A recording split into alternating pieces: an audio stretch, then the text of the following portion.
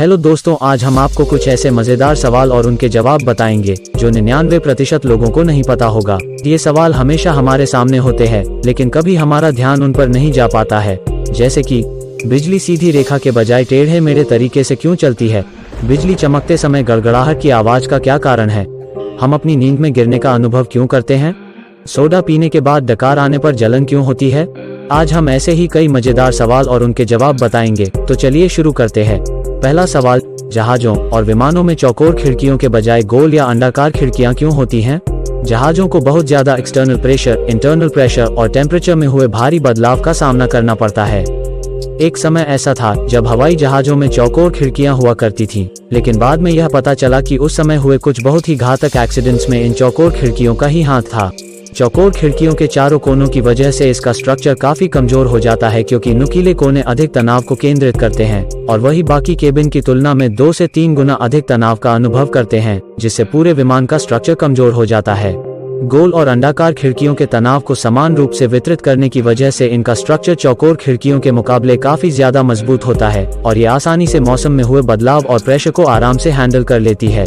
दूसरा सवाल, एक 50 किलोग्राम के व्यक्ति को उठाना 50 किलोग्राम के सामान उठाने के मुकाबले आसान क्यों होता है? इसे समझने के लिए सेंटर ऑफ ग्रेविटी को समझना होगा।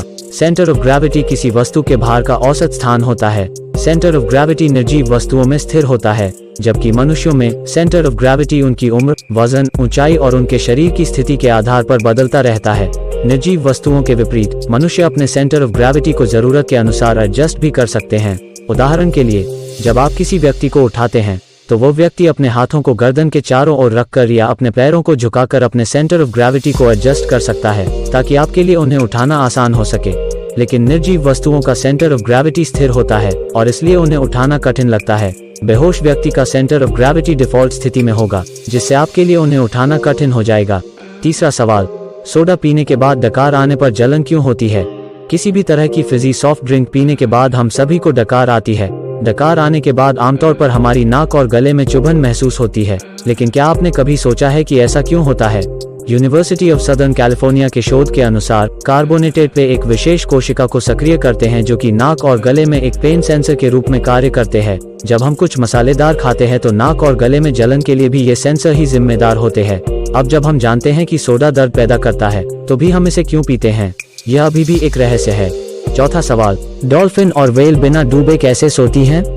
डॉल्फिन और व्हेल बाकी मछलियों की तरह पानी के भीतर सांस नहीं ले सकती हैं। वे समुद्री स्तनधारी हैं जिन्हें सांस लेने के लिए सतह तक पहुंचने की आवश्यकता होती है और उनके पास इंसानों की तरह ब्रीदिंग रिफ्लेक्सेस भी नहीं होता है।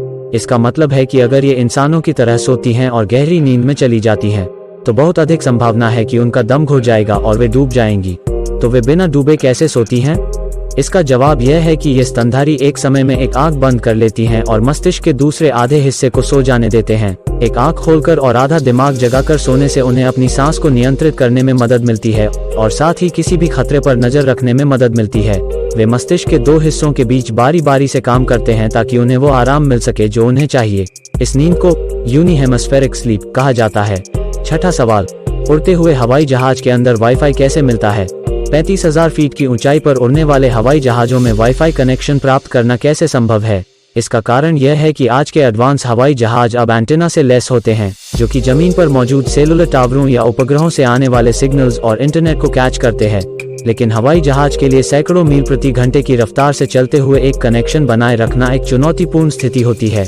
यही कारण है कि एंटेना को सिग्नल का पता लगाने के लिए प्रोग्राम किया जाता है और ये ऑटोमेटिकली निकटतम सेलुलर टावर से जुड़ जाता है, जिसकी वजह से यात्रियों को बिना डिस्टर्बेंस वाईफाई मिलता रहता है। वही समुद्र या दूरदराज के इलाके को पार करते समय एंटीना सबसे पास के उपग्रह के सिग्नल से जुड़ जाता है और जमीन और विमान के बीच की जानकारी उपग्रह के माध्यम से ट्रांसमिट होती है। 7वां सवाल, बिजली चमकते समय गड़गड़ाहट की आवाज का क्या कारण है? जब बादलों का नेगेटिव चार्ज धरती के पॉजिटिव चार्ज से जुड़ता है तो आप बिजली की चमक देखते हैं।